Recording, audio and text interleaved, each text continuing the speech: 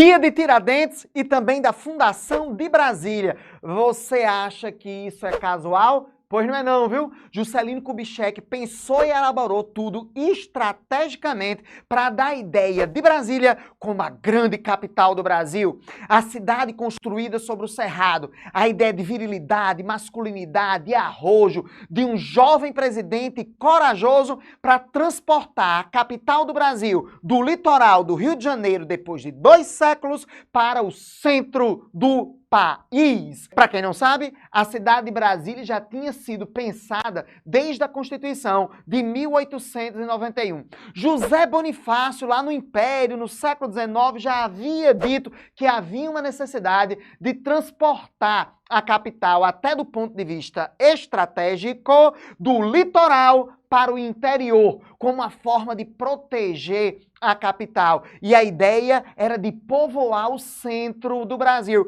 como se ele fosse despovoado. Quando a gente fala de Brasília, a gente nem lembra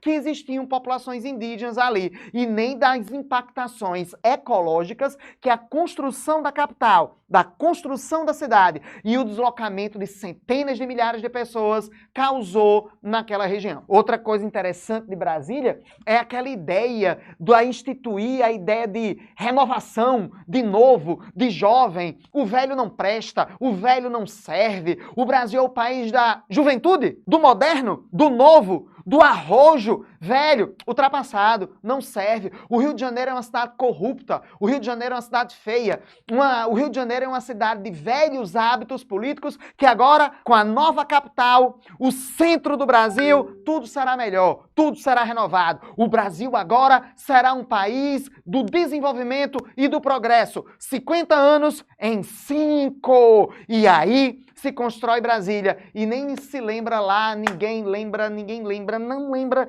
da dívida da construção de Brasília, o dinheiro que foi pedido emprestado para a construção da capital em tempo recorde. E quando a bela capital brasileira estava construída, elaborada sobre aquelas estruturas concretistas de Oscar Niemeyer, de Lúcio Costa, jardins lindos e maravilhosos de Bulemark, o que nós vamos fazer com a população que foi construir Brasília? Os candangos, as populações que construíram o Congresso Nacional, a Catedral. E agora, o que é que essas pessoas vão fazer? O dia de inauguração de Brasília também foi o dia da inauguração da primeira favela, né? Originária exatamente de quê?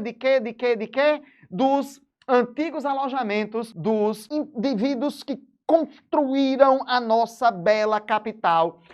Fora os grandes incentivos que os políticos, deputados e senadores tiveram para poderem irem para Brasília.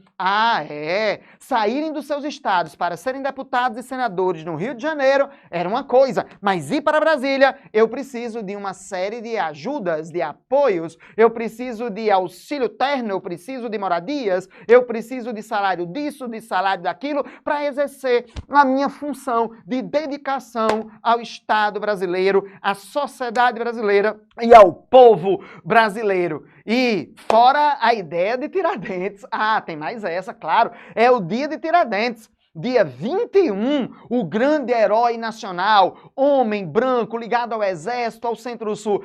Só tem um detalhe, viu? Não era o Exército brasileiro, não. Era o Exército de Portugal, porque simplesmente não existia Brasil ainda naquele momento. Tiradentes faz um grande movimento.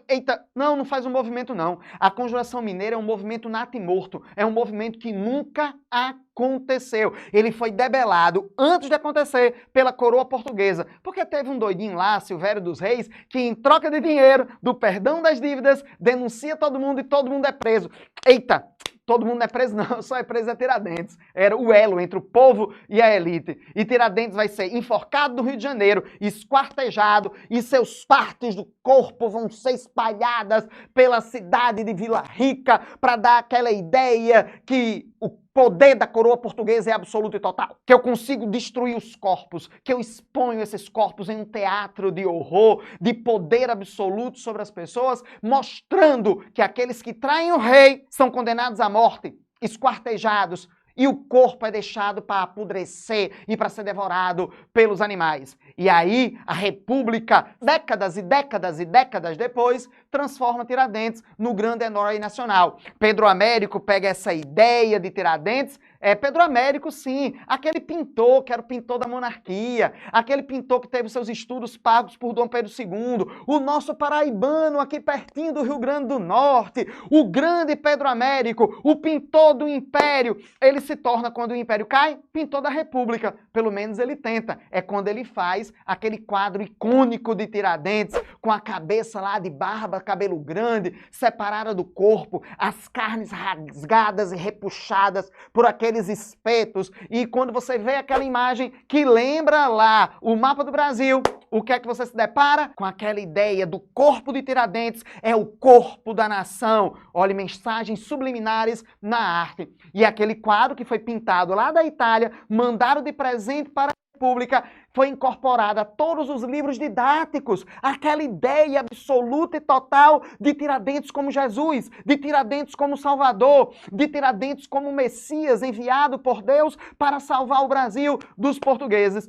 Só tem um detalhe, não existia Brasil ainda. Tiradentes é o herói branco das elites masculino. Tiradentes é aquela representação plena do governo republicano de Deodoro, depois de Vargas, incorporado como feriado constitucional à identidade brasileira. Coincidência? Também a inauguração de Brasília, com todas as suas violências, com todas as suas omissões. Nasce a capital do Brasil no dia de Tiradentes, daquele que morreu para salvar o Brasil, que ainda não era Brasil, e que ninguém falou da abolição da escravatura, certamente porque os negros não são gente, certamente porque os escravos tinham que continuar escravos para manter a riqueza, o luxo e o poder das elites mineiras.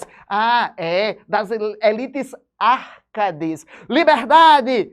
Não para todos, só depende da sua cor, da sua condição de gênero, da sua condição racial. E mais, no outro dia é o descobrimento do Brasil, dia 22, viva Cabral, viva os portugueses que chegaram aqui. E aí, agora vem todo mundo, descobriram o Brasil, só que o Brasil não era Brasil, porque o Brasil só é com Dom Pedro I na independência, e aí com a Constituição de 1824, não tem Brasil em 1500, é um nome que os portugueses deram um território que nem corresponde ao de hoje, que era uma colônia de Portugal, usada para explorar, usada para enriquecer Portugal, para mandar para cá os filhos inglórios de Portugal, matar os índios, trazer os escravos e toda aquela confusão. Mas tem mais, sabe o que é que tem? Massa, hoje em dia, as pessoas dizerem que a culpa do Brasil ser do jeito que ele é de Portugal, é da colonização. É muito legal, né? Você já parou para pensar nisso? Você sempre bota a culpa no outro?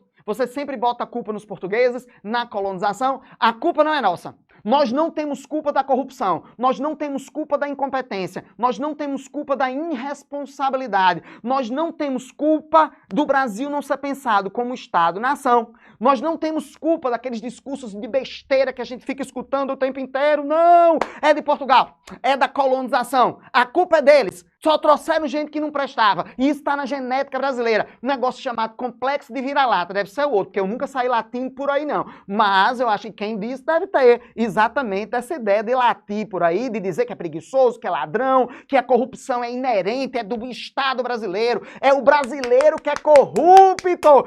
Eu não sou, não. Você também é corrupto? Já pensou nisso? Será que a culpa é dos portugueses? Ou a culpa são das escolhas das elites econômicas, políticas e intelectuais? Será que essa corrupção, esse estado de esculhambação que a gente tem é por causa da colonização lá de 1500? Será que já não deu tempo para a gente aprender, não? Será que já não deu tempo para nós fazermos as nossas próprias escolhas, não? O que é que você acha? Comenta aqui, diz alguma coisa, fala para mim o que é que você acha dessa conversa todinha. E aí, ó, seja um estudioso enriquecendo com você.